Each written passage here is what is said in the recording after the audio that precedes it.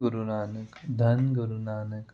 जन्म साखी श्री गुरु नानक देव जी की भाई बाले वाली। श्री गुरु अमरदास जी महाराज पातशाही तीसरी। श्री गुरु अमरदास जी का जन्म सन 1526 विक्रम वैशाख शुक्ल चतुर्दशी को गांव बासरके जिला अमृतसर में श्री तेज भल्ला क्षत्री के घर में हुआ था। जब आप गुरु अंगद जी की सेवा में लग गए थे उस समय आपकी आयु 62 वर्ष की थी। इतनी आयु की अवस्था में आप में अपार पुरुषत्व था। आप प्रातःकाल उठकर जल की गागर भरकर ब्यास नदी से लाते और उससे गुरु अंगद देव जी को नित्य स्नान करवाते। ब्यास नदी गुरु निवास से 3 कोस की दूरी पर बहती थी। उसके पश्चात आप लकड़ी काटकर सिर पर उठाकर लाते थे और लंगर के बर्तन आप स्वयं साफ करते थे। इस प्रकार सारा दिन सेवा में ही व्यतीत करते थे।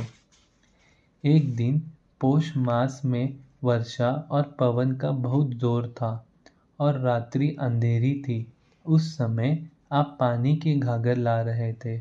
मार्ग में एक जुल्हा का घर था। घर से बाहर एक गड्ढा था। आप अंधेरे के कारण गड्ढे में गिर गए। भीतर से जुल्हा ने पूछा कि आवाज़ कैसे आई है। तब जुल्हा ने कहा, और कौन इस समय घर से निकलता है? वह अमरू न थावा जिसका कोई स्थान न होगा। इस अमरू को रात दिन चैन नहीं आता। यह गुलाहे की बात सुनकर श्री अमरदास जी कुछ भी विरकत नहीं हुई और जल की घागर उठाकर उसी प्रकार वाहिगुरु का जप करते चले आए। अमरदास जी के जीवन में यह घटना अत्यंत ख्याति प्राप्त कर चुकी है। अंतर्यामी गुरु अंगद देव जी ने प्रातः दीवान में पूछा, हे अमरदास, रात्रि को जुल्हा ने क्या शब्द कहे थे? अमरदास ने हाथ बांधकर कहा, हे गुरुदेव, आप सर्वज्ञ हो। उस समय गुरुजी ने रात्रि पूर्ण घटना संगत के सन्मुख सुनाई और अमरदास जी को निमग्न लिखित वर दिया। गुरु अमरदास नथावों का थाव और निमानियों का मान और नियोटों की ओट, निधारों की धार तथा निगतों की गति है तथा चैत्र शुक्ल 1609 विक्रमी को अपना उत्तराधिकारी श्री अमरदास जी को नियुक्त किया और मर्यादा अनुसार नमस्कार करके उस गोविंद वाले जो गुरुजी के सोए ही बसाया था वहाँ भेज दिया। 1614 विक्रमी को आपने बावली साहिब को बनाना आरंभ किया और 1616 विक्रमी में कड़ा टूटा। इसके बारे गुरु खालसा तारीख वालों ने निमग्न प्रकार लिखा है। उधर बादशाह अकबर चित्तौड़ में जलमल फतह से युद्ध कर रहा था, परंतु चित्तौड़ का दुर्ग नहीं टूटना था। उस समय किसी ने बादशाह को परामर्श दिया कि गुरु नानक की गद्दी पर जो इस समय गुरु है उसका नाम गुरु अमरदास है। यदि उसको संत मानो तो तुम्हारा काम सफल हो जाएगा। उधर अकबर ने मन्नत मानी। इधर चित्तौड़ का दुर्ग सर हो गया था। तब अकबर बादशाह पंजाब में आया तो गोविंदवाल में गुरुजी के दर्शन करके कृतकृत्य हो गया।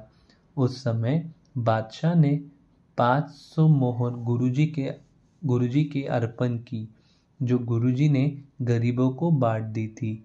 एक बार गुरुजी दीवान में उपदेश कर रहे थे, तब एक स्त्री के रोने की आवाज़ आई। दरियाफट करने पर पता चला कि एक बेचारी विद्वान स्त्री है। उसका एक ही पुत्र था। जो तेही के तप से मर गया है। तब गुरुजी के मन में दया आ गई। तब कृपा करके उनका पुत्र जीवित कर दिया और आगे से फरमाया कि किसी का पुत्र तैये बुखार से यहाँ पर नहीं मरेगा। तैये को बंद कर दिया। एक बार गुरुजी ने अपने पुत्रों और सिखों की ठके चुबतरे बनाने की आज्ञा दी। तब सब ने बनाए तथा गुरुजी ने परीक्षा के रूप में कहा कि यह किसी काम के नहीं है तथा गिरा दिया जाए। इस प्रकार 21 बार परीक्षा ली गई। इसके मध्य में सभी अनुत्तीर्ण हो गए, परंतु रामदास जी ने बदसूरत चबूतर बनाना जारी रखा।